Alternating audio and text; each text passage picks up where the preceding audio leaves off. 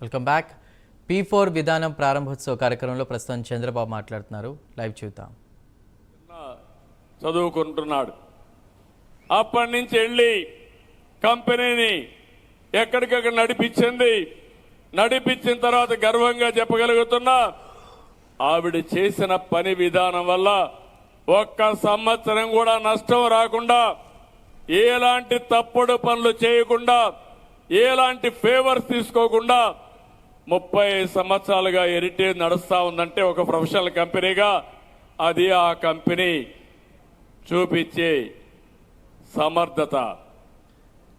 దాంతోనే కాదు, తెలుగుదేశం పార్టీ కార్యకర్తలు చాలా మంది ఇబ్బంది పడ్డారు, ప్రాణాలు పోగొట్టుకున్నారు.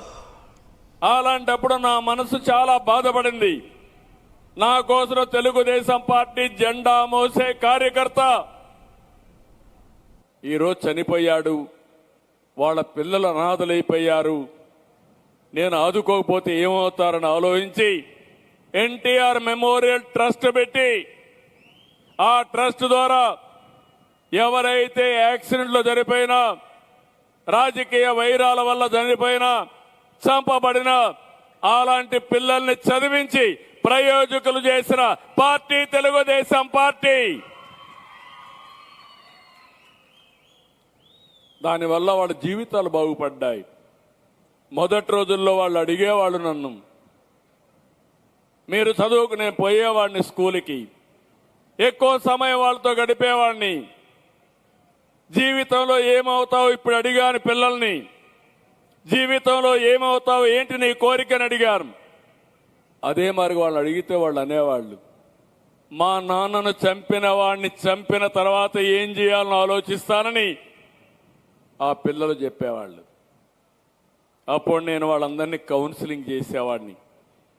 మీ నాన్నని చంపిన వాడు పాపాన వాడు పోతాడు, నువ్వు కూడా పనిచేస్తే నువ్వు జైలుకు పోతావు, నీ జీవితం బాగుపడదు, ఆలోచించమని కౌన్సిలింగ్ చేసి ఉన్నతమైన ఆశయాల కోసం చదువుకోమని చదివించి ఈరోజు బ్రహ్మాండంగా జీవితాల్లో సెటిల్ అయ్యారంటే అది నా కుటుంబ సభ్యులకు నేను చూపించిన చొరవ, తెలుగుదేశం పార్టీ కుటుంబ సభ్యులకి.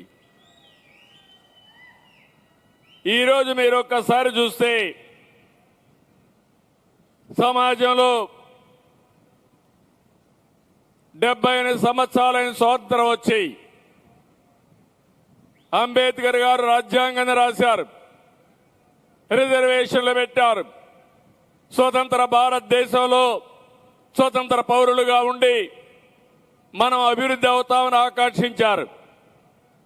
కానీ మనం ఆలోచించినంత అభివృద్ధి జరిగింది, కానీ అది కూడా 1991 నుంచే అభివృద్ధి అయ్యింది.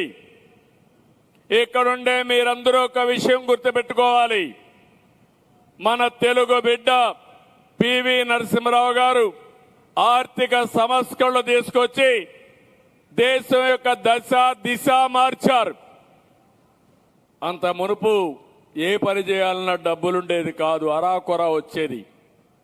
కానీ ఎన్టీ రామారావు గారిని ఒక్కసారి గుర్తుపెట్టుకుంటే ఒక మానవతావాదిగా ఆయన ప్రభుత్వానికి వచ్చిన వెంటనే డబ్బులున్నాయా లేదా అని చూడకుండా పేదవాళ్లకు సంక్షేమానికి శ్రీకారం చుట్టిన వ్యక్తి నందమూరి తారక రామారావు గారు.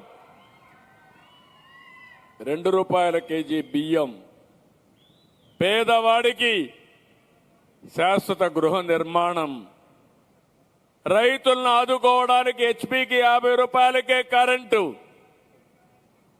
సగం ధరకే చీర దోవతి. దీనివల్ల నేతన్నకు ఉపాధి, పేదవాళ్లకు కట్టుకోవడానికి బట్ట, ఇలాంటివన్నీ చేసి ముందుకొచ్చారు ఆయన. అయితే ఇక్కడ వస్తే 91 నుంచి ఇప్పుడు పైనుండే వాళ్ళని ఎగ్జాంపుల్ చెప్పాను. కృష్ణారెడ్డి గారు ఉన్నారు, సునీల్ ఉన్నాడు, పక్కనే గోయంకా గారు ఉన్నారు. ఇక్కడే 500-600 మంది పారిశ్రామికవేత్తలు కానీ సమాజం వల్ల పైకొచ్చిన వ్యక్తులు ఇక్కడే ఉన్నారు. వీళ్ళు బాగుపడ్డారు. కానీ వీళ్ళు సృష్టించిన సంపద వల్ల ప్రజలకు మెరుగైన సౌకర్యాలు వచ్చాయి. ఈరోజు మీరు ఒకసారి చూడండి, నేషనల్ హైవేస్ వచ్చాయి. ఒక ఆలోచన, ఒక చిన్న ఆలోచన. నేను మలేషియాకి వెళ్ళాను 96, 97 ఆ ప్రాంతంలో. 2 కోట్ల జనాభా, బుడ్డ దేశం. ఆ 2 కోట్ల జనాభా ఉండే దేశం అప్పట్లోనే 8 లేన్ రోడ్డు ఉండే